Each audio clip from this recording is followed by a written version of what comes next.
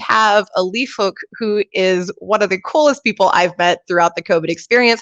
He is in, I believe, the Ontario, Canada area, and he is going to talk to us today about personal branding online. So let's bring on Alif. Let's get him on. What up? Hey! I'm here. Hey! It's going good. It's going good. 2021 has kicked off well for Career Launch Live, I think. That's perfect. Great way to start the year, right? Yeah, it is. It's a great way. And I was right. You're in Ontario, is that right? Ontario, yeah, Toronto. Funny thing, actually. So yesterday I went for a 7K run, and it's pretty cold here in Toronto. And after that run, I started getting a runny nose, and I'm like, oh no, like this is not good. And the worst part is right before this live, I realized having a runny nose right now in a live stream in front of a bunch of people is probably not the best thing to go through right now. So internally, I'm kind of panicking, like, oh no, runny nose. And before I did whatever, but this is like the worst time to have a runny nose. It is. Now, if you cough, people look at you like they just want to set you on fire. And I'm like, no, it's not COVID. Right? I just have allergies. I swear. Swear to God. Well, but we do embrace humanity on the show, Leaf. So if you need to blow your nose, you just do it. But if you want to sit there and like put the little Kleenex balls inside your nose and just have the little walrus tusks going on, we will. I'm trying to go that far. That's a little too far at that point. It is, and it's not good for personal branding. That's a big part. That's why we're here on the show. That's right. So you've had a cool career evolution. You went from HR to basically marketing now, and you put yourself out there every day with all different kinds of content and in all different kinds of ways that you speak and all this. So let's talk about, first of all, how you use personal branding to convert your career. Wow, that's a really powerful question. I've never been asked that question. So props to you for asking me such a hard question. Of course. You're welcome. Right as you're sick, right? That's when I come up with a good question. The perfect time. Sick and hard question. Oh my God. But yeah, like how has personal branding helped me pivot my career is that question? Yeah, for sure. So, like you mentioned, I worked in HR and specifically in the recruiting function of HR. So throughout my day, you know what? I would do like a lot of interviews and resume screening and like typical things required of a recruiter. And what's interesting is during my time in the recruiting role, during my interviews, I would notice job seekers, they could do this better, and that job seeker did really well because they did this in their cover letter and this in the interview. And I was like, I gotta really share these insights with everyone. So I actually went on LinkedIn, and it all started with like LinkedIn articles. I would just write my experience being like, this is what you can do to impress a recruiter. This is what you avoid, blah, blah, blah, all these great things. I started to notice a lot of people kept following these articles. They would message me being like, this article is really helpful. This is really insightful. And my colleagues would share it. And I started realizing, oh, this is what personal branding is. It's not about doing anything crazy out there revolutionary. It's more about just documenting the experience you're going through. And you don't need to create like the next crazy viral video. It's just a matter of like sharing your experience. And that's what got me into personal branding. And seeing that momentum, I'm like, okay, maybe I figured something out here. Maybe I should document my experience much more.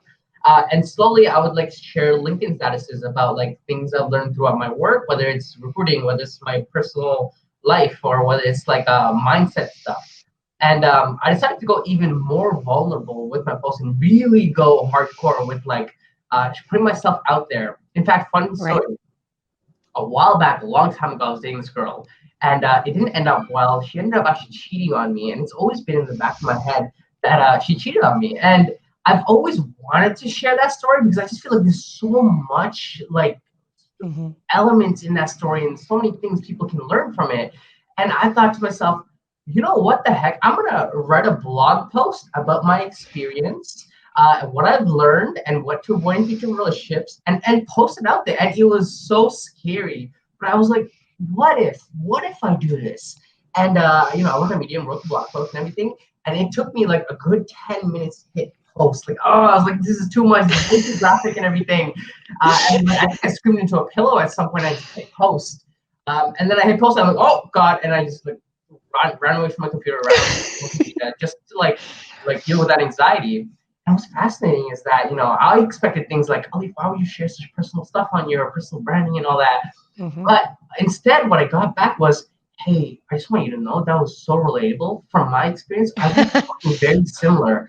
I'm glad you did blah, blah, blah. You did this and that, and I actually learned so much. And people can message me saying this. And I'm like, oh my God, this is the value of putting yourself out there, Yeah. developing by documenting your journey. So I started getting hooked on like the importance of putting myself out there, creating content, documenting my experience. And I documented, I didn't like my HR job and I wanted to get into marketing. So I actually made like some LinkedIn statuses being like, hey, you know what? I quit my HR job today. It was a little scary and everything, but I'm looking to get into digital marketing and I want to use this platform to document the experience. And Hmm.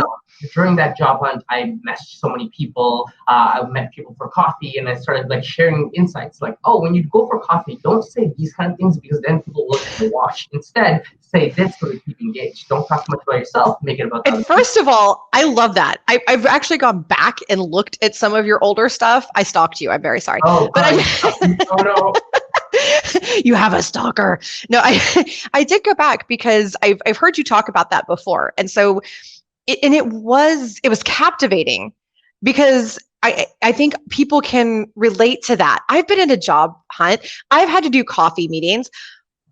Oh yeah. Oh yeah, that is right. That's a great tip. I never thought of that.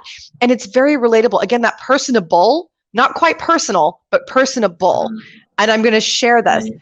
Um, and I also I do want to hit on something else you said too when you shared something really personal. So I had a very similar experience Really? to you. I don't know if you saw it. I don't remember if you saw this one Oh or not. yeah. Oh yeah, the bipolar post. Yeah, yeah, yeah. And I did a whole post about being a bipolar entrepreneur and about how I use it as my superpower. And same as you, I was like, "Oh, this is so bad. Like I don't know why I did that. What is wrong with me?" Mm. And no, I had hundreds of people that thought this was great. And I got tons of messages and I made connections because of this. And so while earlier we were talking about the don't get too personal, that is true for business communication. Okay, don't get weird when you're Yeah, emailing people and LinkedIn messaging people and all of that. yeah, yeah, And even at networking events, yeah. don't unless you're giving like if you're the speaker, then that's fine. If you're the speaker, great, be inspirational. That's actually very helpful. But in some of your posts, I think sometimes you do have to not every post. Don't make every post about your personal life, but I think you do have to get personal. Yeah, yeah, Yeah, exactly. And then I speaking do. on that, I was speaking with a lot of my friends. They're also career coaches, and I had a call with them this past weekend, and my friend broke down his YouTube content strategy, and it's interesting how he broke it down. But he said at the top is like the value adding content, so the stuff like our professional lives and how to get a job and all that stuff, right? But then Right. underneath it, what you also want to put content around is your personal life and updates on your journey. Because what this does with your audience is that they'll not only see you as an expert, but they also like you more and relate to you more. So it Yes. talks about like, job hunting or marketing or HR or whatever. It's like, oh, you're a mother of two. And okay, that's interesting. Me too. So it's a great way to like get people to really like you, on a deeper Yes. And on the content, this is great advice. When you're creating content, you do want to have some kind of human element. I do think that's very important. Something I struggle with because I do try to be kind of more private, just in general. But you're right. It really helps. That vulnerability helps. And so on your personal journey, so you logged this whole scenario for you, right. used your personal branding, and by the way, because you had developed an audience, you had more people paying attention to you and reaching out to you, right? Yes, yes, Right. And exactly. so you go through all this, you're documenting it. How did it actually transition into a new career for you? Oh, so many ways. So, for example, I think I was fired from a job or something. I made a post about it, and all my friends messaged me by saying like, "Do you want a marketing job at BDO? I know a person. Let me connect you. Here's a referral. If you need me, Hmm. blah blah blah. Anyone in my connections you want me to connect you with? Let me do it. Here's another job description. I know someone working. I can literally get you in." And it's like Yes. the opportunities just came to me. The only thing was I had to be upfront and a little vulnerable and almost in a way shameless about myself and who I am and what I'm going through. And through that, people just, it's funny because I would go to like speaking gigs at like my past university at York, right? And I Right. would go there, and when I go on the stage, people are like, "Oh, by the way, how's the book you read? How's this you read? How's your journey with this?" And I'm like, "How do you know so much?" And they're like, "Yeah, I'm a Mhm. big fan of what you do." And I'm like, "Oh, this is the power it has." And you start feeling like a Yes. follower, and people actually encourage you because they're part of the journey. So anytime you Yes. need a job or something, they'll be like, "Oh, by the way, here, I know someone to connect." Right? Yes. And For and example, yes, I think that's exactly it. And I've been learning from my network too. So I'm launching this new product, right? And Mhm. because of the network that I've cultivated, I have great connections for that. I have people that are helping me with marketing and I mean just to help. And I have people that, made sure I had everything IT wise and people that connected me to different things. And it's the same thing for jobs. I've known people that did the personal branding and networked, and network is a huge part of it, whether it's online and your posts and all that, down to going to events and all that, and getting to know people, having one-on-ones, and they've gotten jobs like that. Even in COVID, I know one lady who got 2 jobs during Yeah, COVID.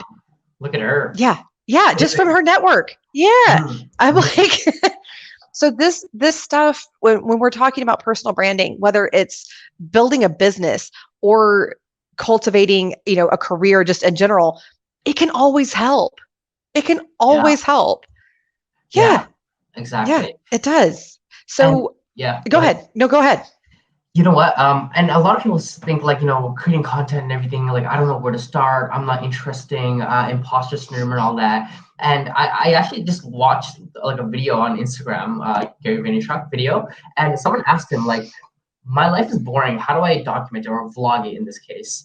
And he said something very fascinating. He's like, to the effect of, you generally don't find yourself interesting, but other people find you interesting. So, for Yes. example, if you went to a store and bought a cool sweater, someone will probably find that interesting. You might not find it interesting yourself, but someone out there will be like, "Oh, I'm a big fan of this sweater. Oh, cool. That's how you shopped and everything. Oh, I do like this." But you just don't see that Hmm. because you're in your own brain, right? So, whether Yes. you think you're interesting or not, just documenting your journey and sharing your journey, that's where it really starts.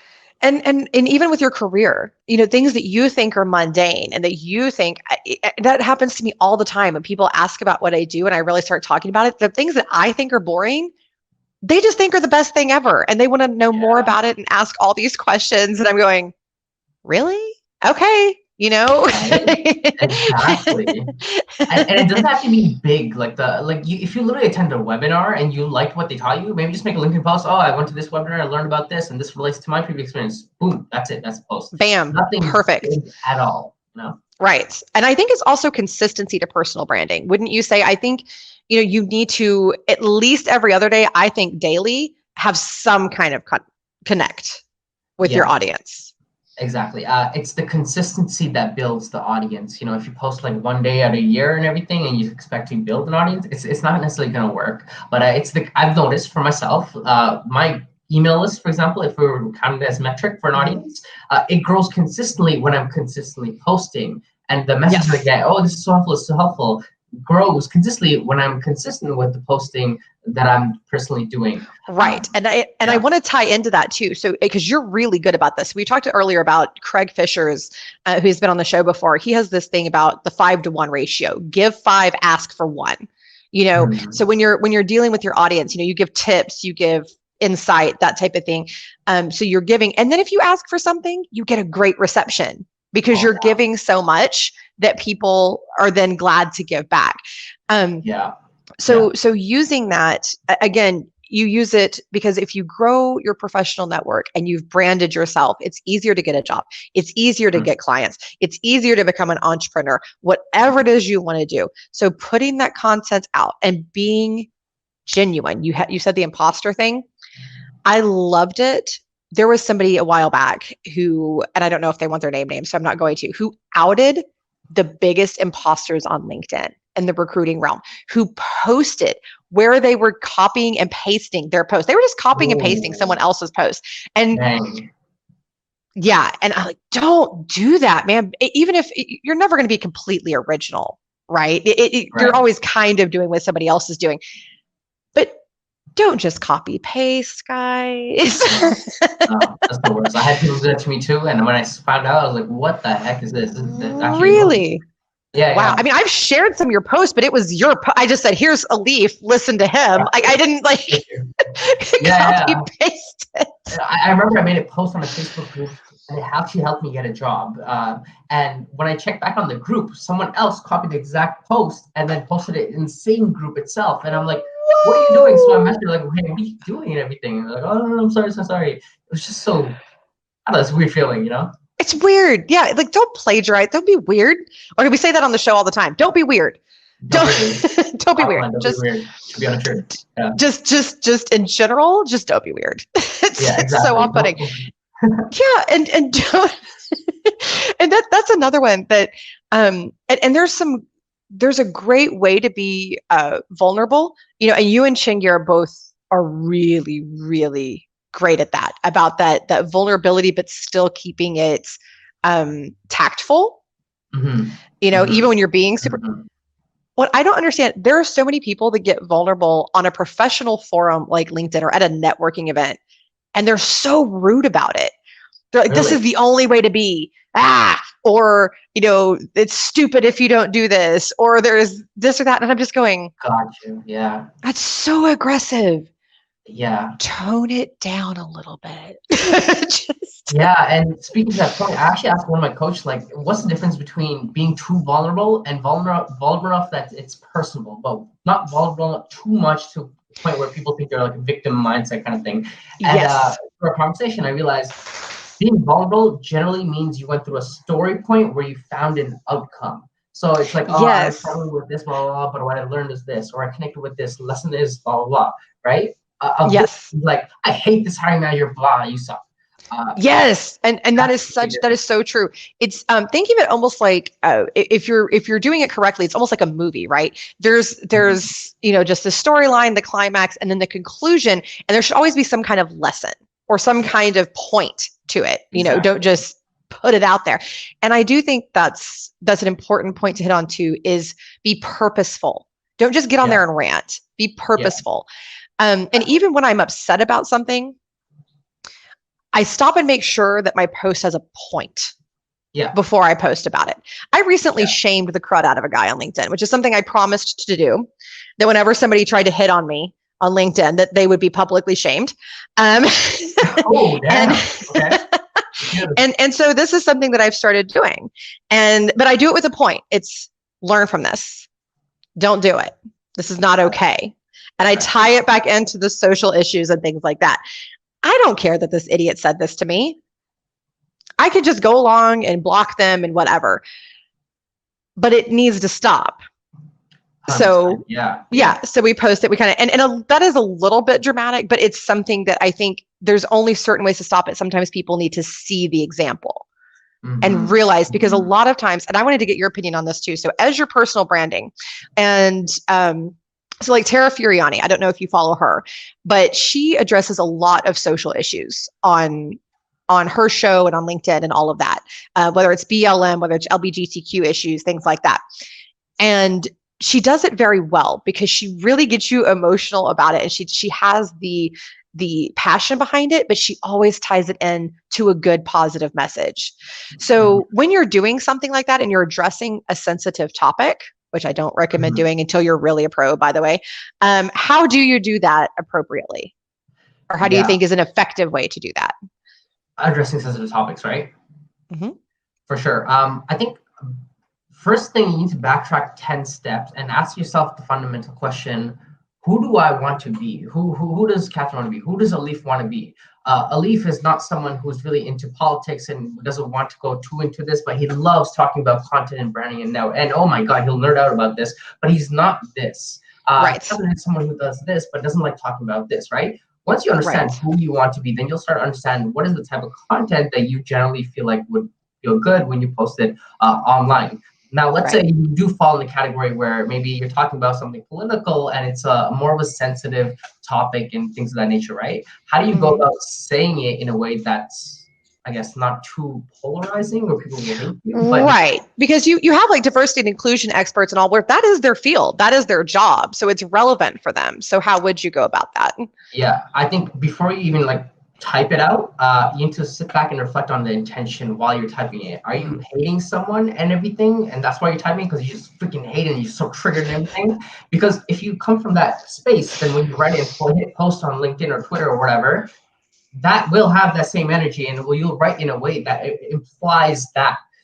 So before you even write anything, I think what you got to do is understand your intention. Are you saying this to inspire others, and you're using like maybe the shock factor to send a message? Right. Or are you just saying this because you hate the left, you hate the Republicans, and you're left leaning and like all this crazy stuff? So I think everything goes back to intention. Yes, I completely and totally agree. And real quick, before we let you go, I also want to say this is a great opportunity to insert fact checking. As your personal brand, as you're building your personal brand, make sure you don't say things that are incorrect. Fact check yourself before you make a post and cite your sources. I like to cite my sources. Like, hey, this is where I got this statistic. Yeah, don't put out false facts. That's not good. We talked about integrity earlier. That's paramount to your integrity is to make sure that you are citing your sources and things like that. Well, with that, everybody, please connect to Alif. You will learn so much. You will be so inspired. And he's a really cool guy. He's a really cool guy. So? Just, reach out, get to know him, follow him. We'll drop his LinkedIn here in the comments. And thank you so very much. Enjoy your cold weather, but not your cold. Feel better. I'll try to enjoy it. Awesome. Thanks a lot, Catherine. I'll talk to you soon. Thanks. Bye.